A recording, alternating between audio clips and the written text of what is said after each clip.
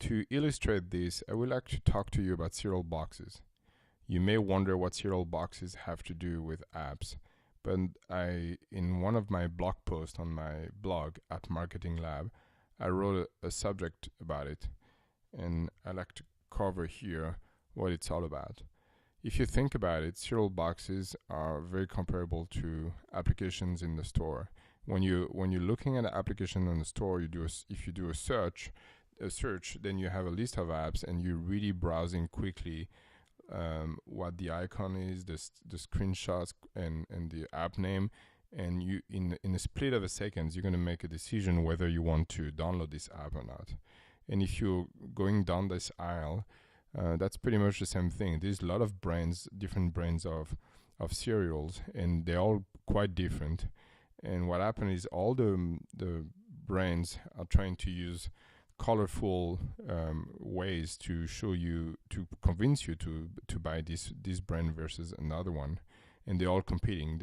Maybe it's gonna be healthier for the adults, and maybe it's gonna be a toy in the box for the kids, or maybe like a famous character in the box. So there are a lot of different ways that they try to attract the users, and you can also grab those boxes and really turn them around and maybe read more about them, similar to the apps where you can click on one app without downloading it and read more about it.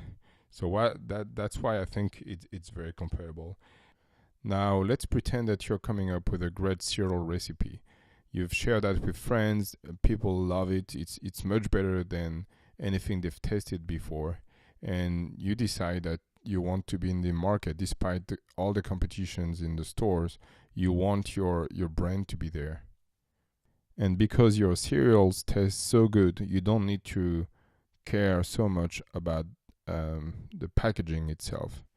And you decide to go with a package that looks like this. It's a white box. Maybe it has the name of your cereals, but that's it. You're just relying on what's inside. Do you think that you're going to have a chance to compete with all the existing brands out there? Probably not. Why?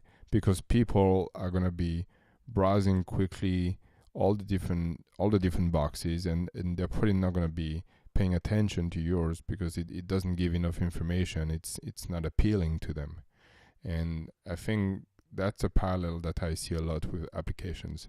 There are a lot of great applications that do amazing things inside, but the problem is that the way they are packaged on the outside, the icon, the screenshots, the description, it's all vague and not clear, and therefore people don't even take the time to download them, even if the app is free.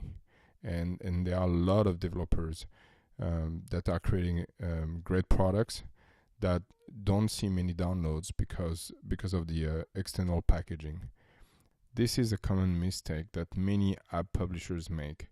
Even big names and brands sometimes have this problem of the white box.